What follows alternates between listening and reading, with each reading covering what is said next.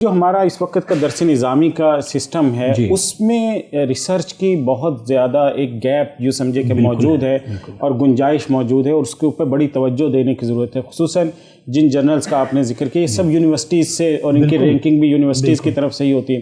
تو دینی مدارس میں ایک بہت پڑھا لکھا، ایک بہت کمپیٹنٹ اور بہت باصلاحیت طبقہ موجود ہے، اگر وہ ریسرچ جرنلز کی طرف آ جائے اور اس لیول کے مقالہ جات عربی میں، انگلش میں یا اردو زبان کے اندر ہی لکھنا شروع کرے تو شاید وہ جو علم کا ذخیرہ ہے وہ کئی گنا زیادہ بڑھے گا۔ تو اس حوالے سے آپ کی کیا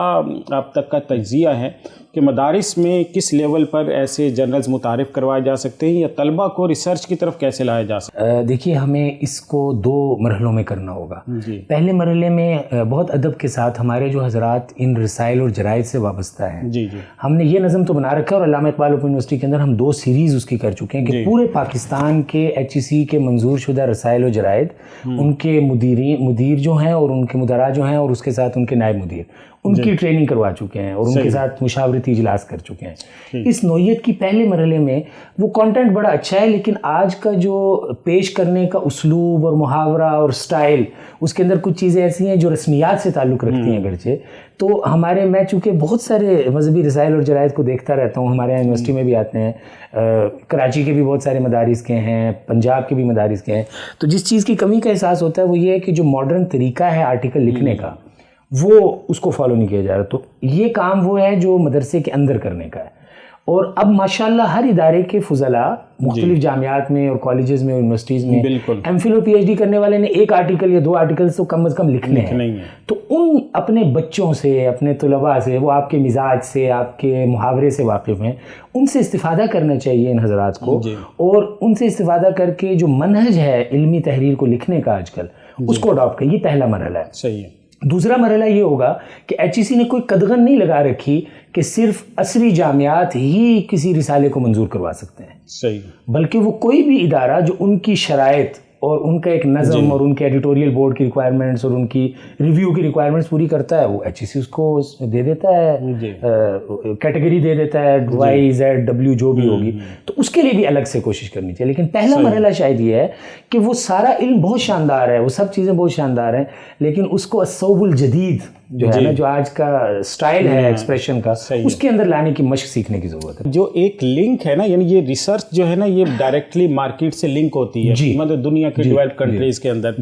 پاکستان میں یہ ختم، یعنی ریسرچ ہے تو بس وہ ریسرچ ہے، اس آگے اس کی کوئی امپلیمنٹیشن ہے ہی نہیں۔ تو اس کی وجہ سے 2 بڑے مسائل ہوتے ہیں۔ پہلا بڑا مسئلہ تو یہ آتا ہے کہ یہ جو ریسرچ ہے نا، یہ صرف نظری رہ جاتی ہے، یعنی اس کی کوئی عملی تطبیق ہوتی نہیں ہے۔ دوسرا بڑا مسئلہ یہ رہ جاتا ہے کہ پھر جو لوگ اس ریسرچ سے وابستہ ہوتے ہیں ان کا کوئی کیریئر نہیں، فیوچر ہی نہیں ہوتا، ان کو اپنی یعنی ہاؤس ہولڈز اور گھر چلانے کے لیے ان کو پھر الگ سے کوئی پیشہ اختیار کرنا پڑتا ہے۔ دنیا میں جو ریسرچرز ہوتے ہیں، ڈاکٹرز ہوتے ہیں یا اس طرح کے تحقیق کرنے والے لوگ، ان کی ریسرچ باقاعدہ مارکیٹ میں جاری ہوتی ہے، مارکیٹ ڈریون ہوتی ہے، مارکیٹ اس کو سپانسر کر رہی ہوتی ہے، بڑی بڑی کمپنیاں یا جو بھی۔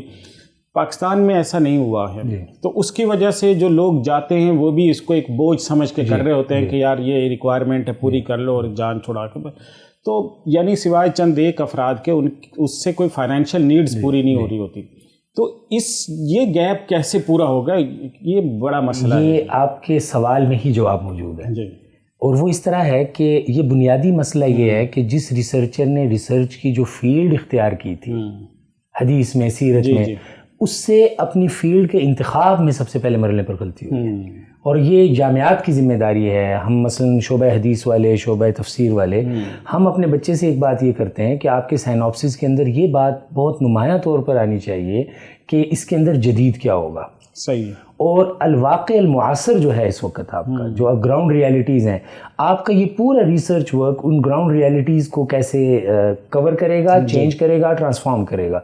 ہو یہ رہا ہے اس وقت، اور میں آپ کو عرض کرنا چاہوں گا کہ جن لوگوں نے اس پہلو کو سمجھا اور اپنے ایم فل میں اور PhD میں فوکس کر کے اس نیڈ کو اور گیپ کو آئیڈینٹیفائی کیا اور اس کے مطابق ریسرچ کی، ان کو تو کبھی یہ شکایت ہی نہیں ہوئی، بلکہ ان کو یہ شکایت رہتی ہے کہ کاش اسی گیپ کو آئیڈینٹیفائی کر کے 10-12 لوگ اور اس گیپ کے اوپر کام کریں، تاکہ مجھے 10-12 لوگ اور ملیں اپنی فیلڈ کے اور میں ان کو کہیں اکوموڈیٹ کر سکوں۔ تو پتہ چلا کہ مارکیٹ کا ایشو نہیں ہے. صحیح. کہ مارکیٹ کے اندر مثلاً کوئی آدمی ایک ایسے ایشو پر کام کر رہا ہے جو بہت ریلیونٹ حلال مارکیٹ ہے اس وقت اور باقی چیزیں, اس میں اگر آپ نے ڈٹ کے کام کیا ہے اور گیپ کا آپ کو پتہ ہے اور اس گیپ کے اندر آپ اتھارٹی ہو جاتے ہیں کسی حد تک پی ایچ ڈی کر کے, تھوڑا سا آپ کو تجربہ ہو جاتا ہے, تو کام اتنا زیادہ ہے کہ آپ کی بساط سے باہر ہو رہا ہے. صحیح. تو مسئلہ بنیادی کہاں آ رہا ہے؟ مسئلہ آ رہا ہے کہ محقق ایک تو اس کو تحقیق کا اسلوب نہیں پتہ تھا, اور اگر اسلوب میں اس نے فائدہ حاصل کر بھی لیا تو اس نے کسی ایسے عنوان کو لے لیا جس عنوان کی کوئی مارکیٹ اپلیکیشن تھی نہیں.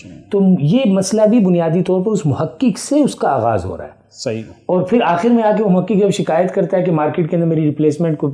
کوئی نہیں ہے, تو پھر وہی بات آتی ہے کہ آپ نے ایسا عنوان ہی کیوں لیا جس عنوان کی مارکیٹ میں. تو اس لیے ہم یہ بات کرتے ہیں کہ ریسرچ میتھڈالوجی میں ہمیں اپنے بچوں کو بار بار یہ سمجھانے کی ضرورت ہے کہ آپ نے نظری بھی آپ لیں, نظری مباحث بھی بڑی ضروری ہیں, اس سے برین اسٹارمنگ ہوتی ہے, نالج جنریٹ ہوتا ہے, لیکن ان نظری مباحث کے ساتھ ساتھ اس کا جو تطبیقی اور اپلائیڈ لیول کا جو پہلو ہے اس پر بھی آپ کی نظر ہے.